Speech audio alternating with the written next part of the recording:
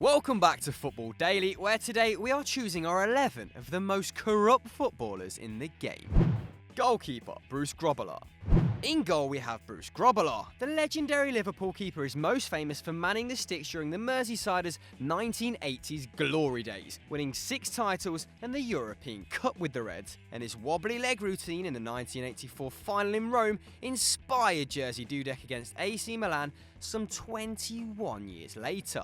A Zimbabwean international, Grobbelaar was still playing when he was filmed by The Sun discussing taking money to throw a game. Grobbelaar denied taking the bribes, claiming that he was playing along in the video so he could get enough evidence to go to the police.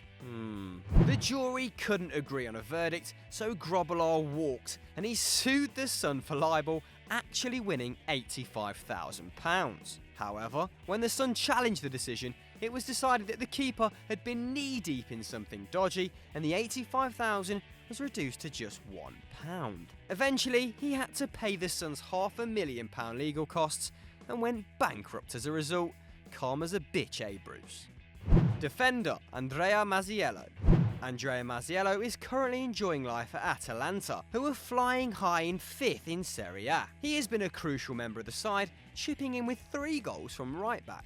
But events prior to his transfer to the Bergamo side in 2011 make him one of the most controversial players in the game. On the final day of the 2011 season, he scored an own goal for Bari in the derby against Lecce, adding salt to the wounds of Bari's relegation by handing their fierce rivals victory and securing their own safety in the top flight. Following an investigation in 2012, it transpired that Masiello had scored the own goal on purpose and had also sold a number of other games that season. The fullback even admitted to investigators that he was offered at least €50,000 to score the own goal against Lecce, with some reports suggesting it was as high as $300,000. Masiello was subsequently handed a 26-month ban and a 22-month suspended jail sentence.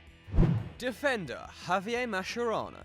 Javier Mascherano has a reputation as a hard worker on the pitch, but his accountant works even harder off of it. Argentina's second most capped player of all time has spent nearly 7 years in Barcelona, and for the first 2 of those, he managed to dodge around €1.5 million in taxes. You naughty bastard, Javier. In an attempt to get the case over and done with, Mascherano paid back the money in 2015, along with €200,000 worth of interest. He also appeared in court to admit to the charges, claiming he'd received bad financial advice and had not intended to break the law. A winner of 4 titles and 2 Champions Leagues, Mascherano lost this time, getting slapped with an €800,000 fine and a 1-year suspended prison sentence. Under Spanish law, he won't be put behind bars, and neither will Messi and Neymar, who are investigated for similar offences. Culés, you can relax. Defender, Sam Sodje. London-born Nigerian Sodje spent his whole career in England, bar 1 month at Greek side Skoda Xanthi, and represented Watford, West Brom and Reading. The defender excelled in League One and the Championship, but it all went wrong at Portsmouth back in 2013. During a game against Oldham, Sodje punched Jose Bacta twice and was sent off. And as with Grobbelaar, an investigation by The Sun unearthed the dirty truth, with Sodje confessing he'd taken £70,000 to get red carded in that game. As if your exorbitant wages weren't enough, Sodje. He also claimed he could arrange for Championship players to get booked, saying he'd done so previously for £30,000. He also said he could fix Premier League games and even laid out his plans to extend his side business into the 2014 World Cup. And corruption was clearly a habit for the centre-back, as he and his 3 brothers were all arrested later for committing fraud through their family charity. Defender, Paul Breitner. Now, we could have had any player who took part in the disgrace of Gijon, except maybe Walter Schachner and Wolfgang Dremmler, but we've gone for Paul Breitner to complete our back 4. Breitner had a remarkable career, winning 5 Bundesligas, 2 La Ligas, a European Cup and a European Championship, and he'd already bagged a World Cup trophy back in 1974. Add to that a 2nd place finish in the Ballon d'Or, and you have a fantastic footballer who was also well respected across the continent. But him and the majority of the players involved in West Germany's group game against Austria left a sour taste in everyone's mouth. Before the game, Algeria looked set to qualify for the next stage of their first World Cup, having played their last group game on the day before. But a 1-0 win for West Germany would mean that both them and Austria would safely go through and Algeria would go home. Funnily enough, that is exactly what bloody happened. It was a case of spontaneous match fixing and neither side were punished as they technically never broke any rules. Karma came back round to bite the Germans in the arse though, as they lost the final to Italy. Midfield, Jean-Jacques Ideli. The first man to make our midfield is Jean-Jacques Ideli. Olympique Marseille signed the French midfielder in the summer of 1992, just as they were about to chase a 5th consecutive League One title. Ideli enjoyed a fantastic debut season alongside the likes of Marcel Desailly, Didier Deschamps and Rudi Völler, and Les Olympians raced to the title. After wrapping up the championship, they went one better, beating Fabio Capello's AC Milan to win the inaugural Champions League.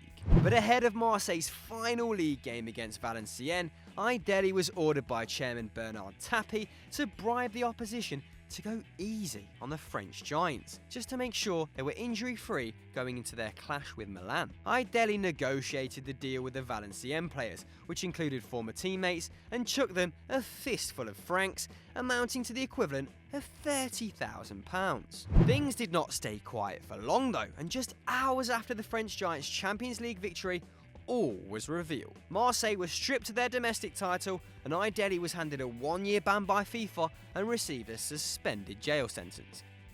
Midfielder, Ander Herrera.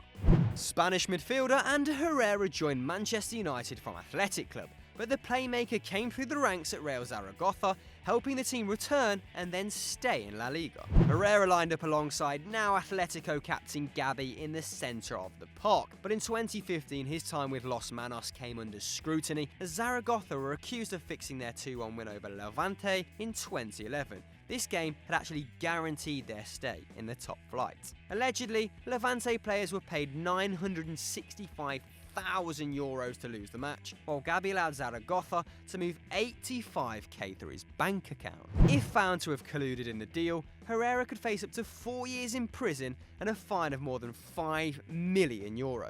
Somehow, we doubt he'll see the inside of a cell. Midfielder, Jockey Sheldon.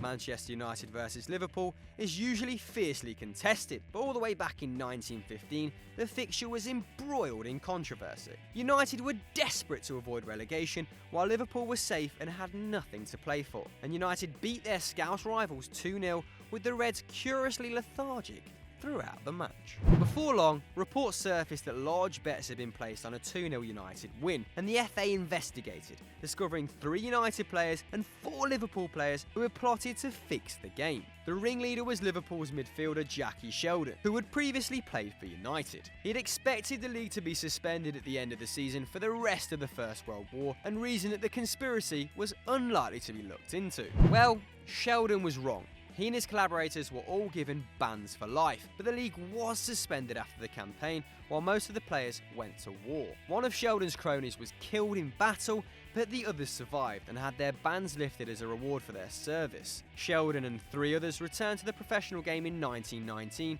and United beat the drop, but the league was expanded after the war, and they would have stayed in the top flight anyway. It's just not worth it. Forward, Paolo Rossi.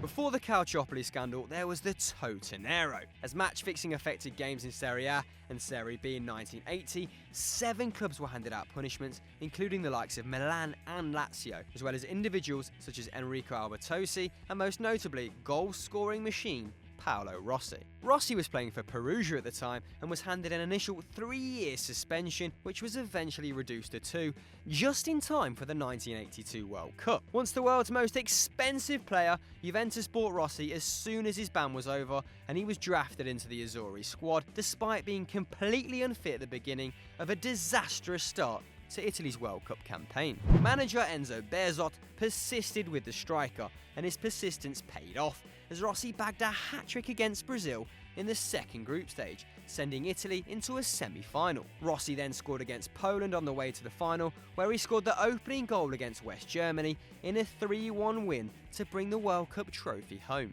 As a result of his spectacular performances and finishing the World Cup as top scorer and best player, Rossi was awarded the 1982 Ballon d'Or. But the Totonero scandal will always cast a shadow over his legacy, even if he maintains his innocence to this day. Forward, Mikael Chapra. Chopra has run through some very difficult times as a footballer, developing a severe gambling addiction throughout his career and being chased down by loan sharks, and even having his club lend him hundreds of thousands to help him pay off his large debts. Despite all of this, he never brought the game into disrepute, with his best season coming for Cardiff in 06-07 when he bagged 22 goals in the Championship. He did, however, tarnish the reputation of another sport, and surprise, surprise, it involved gambling. Mark Wilson, James Coppinger and Mikael Chapra were embroiled in an investigation on suspicious betting activity relating to horse racing. Chopra was charged by the British Horse Racing Authority and was eventually found guilty in January 2013. He was banned from anything to do with horse racing for the next 10 years as a result. Forward, Giuseppe Signori. It seems like Italians and match fixing almost go hand in hand at this point, but in the case of Giuseppe Signori, he decided to enter the realm of betting scandals after his retirement from football. A youth product of Inter, a man of Signori's talent and goal-scoring record should have gave him a trophy-laden career, but his only honours were a Serie B title and the Intertoto Cup. Signori finished as the Capo Cannoniere 3 times, scoring 263 goals in just over 400 appearances for the likes of Foggia, Lazio, Sampdoria and Bologna. However, he failed to fit into Sacchi's system for the Azzurri, being deployed in midfield rather than his favoured forward role. But in June 2011, Signori was arrested for his part in a match-fixing scandal, along with Stefano Betterini and Mauro Bressan, eventually being banned from any football activity for 5 years as a result. Thanks for watching, guys. If you've got any suggestions, stick them in the comments below. And as ever, don't forget to like and subscribe.